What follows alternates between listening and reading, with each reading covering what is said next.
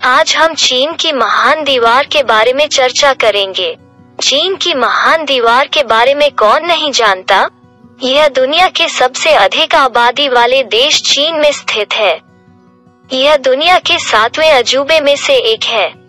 दुनिया की यह अद्भुत और सबसे लंबी दीवार करीब 2695 किलोमीटर लंबी और 4.57 से 9.2 मीटर या करीब 15 से 30 फीट ऊंची है। यह लगभग 9.75 मीटर या 32 फीट चौड़ा है।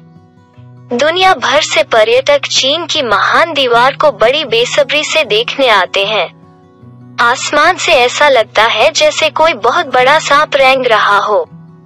कहा जाता है कि चीन की दीवार पर 12 जोड़ी घोड़े एक साथ चल सकते थे।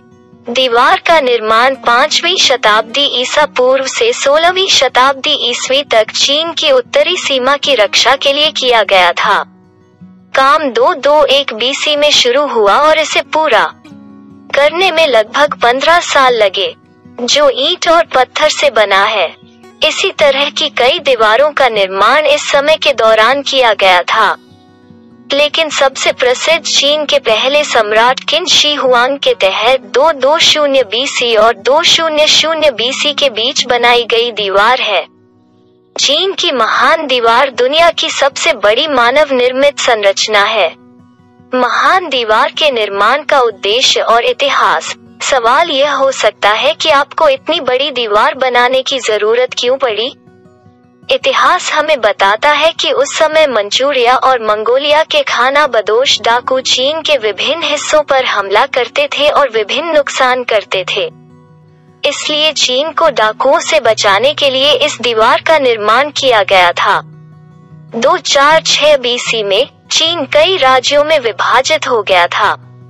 इन राजाओं में से एक, जिसका नाम शी हुआंगती था, ने अन्य राजाओं को एकजुट किया और स्वयं सम्राट बन गया।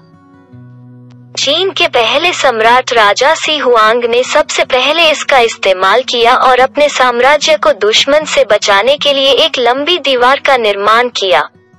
इसका उपयोग चीन की प्राकृतिक बाधाओं के अलावा अन्य क्षेत्रों की रक्षा के लिए किया जाता था और उत्तरी चीन के स्विंग नू जनजातियों के खिलाफ पहली स्तरीय सुरक्षा प्रणाली थी। हान, सुई, उत्तरी और जिंग राजवंशों के समय का इतिहास भी चीन की महान दीवार के विस्तार, संशोधन, विस्तार, पुनर्निर्माण का उल्लेख उसी कारण से करता है जिस कारण उन्होंने इसे बनाया था। बीजिंग के उत्तर और पर्यटन केंद्र के कुछ हिस्सों को संरक्षित किया गया है और यहाँ तक पुनर्निर्माण भी किया गया है, लेकिन दीवार के कई हिस्सों को नष्ट कर दिया गया है। क्षतिग्रस्त वर्गों का उपयोग गांव के खेल के मैदानों और घरों और सड़कों के निर्माण के लिए पत्थर के स्रोत के रूप में किया जाता है।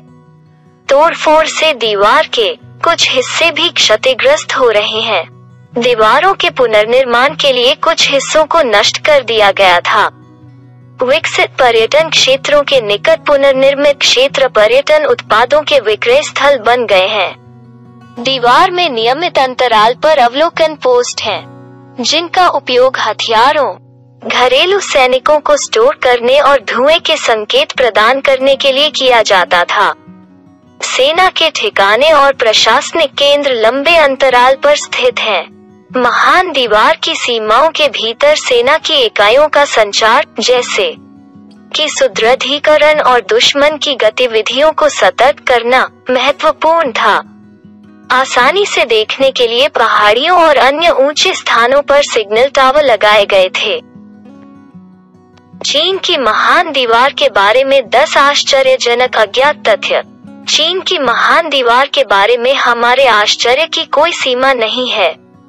मैंने बचपन से इसके बारे में बहुत कुछ सुना है, उसके बाद भी पता नहीं क्यों अभी भी बहुत सी बातें अनजान हैं। एक आम धारणा के विपरीत, ऐसा कहा जाता है कि चीन की महान दीवार नग्न आंखों से दिखाई नहीं देती है। इस दीवार को किसी चीज की मदद से ही देखा जा सकता है। जब प्रारंभिक किन राजवंश 221-207 बीसी में महान दीवार का निर्माण किया गया था, ईंट के काम में चिपचिपा चावल और आटे का उपयोग मसाले के रूप में किया जाता था। 3. चीन की महान दीवार का वो हिस्सा जिसे हम आमतौर पर देखते हैं, मिंग राजवंश के दौरान बनाया गया था। यह महान दीवार का आखिरी हिस्सा है जो ईंटों से बना है और कई अवलोकन टावरों से सजाया गया है। 4. चीन की महान दीवार को दुनिया का सबसे बड़ा कब्रिस्तान कहा जाता है। इस दीवार के निर्माण में 10 लाख से ज्यादा लोगों की मौत हुई थी। बाद में पुरातत्वविदों को दीवार के निचले हिस्से में मानव अवशेष मिले। 5. हालांकि चीन की महान दीवार की लंबाई आधिकारिक गणना के अनुसार 8,851.8 किलोमीटर 5,500 मील है, जब महान दीवार 1000 साल पहले बनाई गई थी, इसकी लंबाई 21,196.18 किलोमीटर 13,170 मील थी। इसकी भूमध्यरेखीय परिधि 40,075 किलोमीटर 9,24,901 मीटर है। 6. चीन की महान दीवार का पतन हो रहा है। महान दीवार का उत्तर पश्चिमी भाग बहुत तेजी से ढह रहा है। माना जा रहा है कि ये अंग अगले 20 सालों में इंसानों और प्रकृति द्वारा नष्ट कर दिए जाएंगे। 7. 1 लाख से अधिक लोग हर साल चीन की महान दीवार पर जाते हैं। महान दीवार का सबसे प्रसिद्ध हिस्सा बादलिंग, जो दुनिया के 300 से अधिक राष्ट्राध्यक्षों और महत्वपूर्ण लोगों द्वारा दौरा किया जाता है। इसे दीवार का सबसे व्यस्त हिस्सा कहा जाता है। 9. महान दीवार के कुछ हिस्से इतने चौड़े हैं कि एक कार आसानी से उनके ऊपर से गुजर सकती है। 10. चीन की महान दीवार के बारे में कई लोक कथाओं में मेन जियांगू की दर्दनाक रोना सर्वविदित है। इस दीवार के निर्माण के दौरान पुरुष जियांगू के पति की मृत्यु हो गई। कहा जाता है कि मैना का रोना इतना दर्दनाक था कि महान दीवार का एक हिस्सा गिर गया और उसमें से उसके पति की हड्डियां निकली कि वो उन्हें मिट्टी दे। कुछ ऐसे स्थान जहां पर्यटक जाते हैं, शानदार रचना देखते हैं। अधिकांश जंगली क्षेत्रों को रास्ता देते हैं, उखड़ जाते हैं, ऊंचे हो जाते हैं, चलने के रास्ते में बाधा डालते हैं और जंगली क्षेत्र सड़कों और जल निकायों के बीच गायब हो जाते हैं। कई जगहों पर दीवार दोगुनी, तिगुनी और चौगुनी भी हो जाती है और ये सभी बिट एक दूसरे को ओवरलैप करते हैं। बीजिंग के आसपास जो खंड आप देखते हैं उनमें प्राचीन मिसालें हैं, जिनमें से कुछ सीधे महान दीवार के नीचे चलती हैं और ये विभाजित खंड पृथ्वी की अन्य दीवारों की तुलना में कुछ भी नहीं है, जो समानांतर रेखाओं और बिखरे हुए खंडों में पश्चिम की ओर चलती हैं। द ग्रेट वॉल प्रोजेक्ट चीनी राजशाही की एक पूरी तरह से विलक्षण परियोजना थी।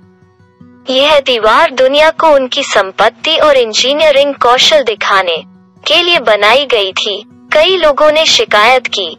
यह सच है कि इस महान दीवार के निर्माण पर बड़ी रकम खर्च की गई थी, लेकिन अगर ऐसा नहीं होता तो चीन की स्वतंत्रता खो जाती।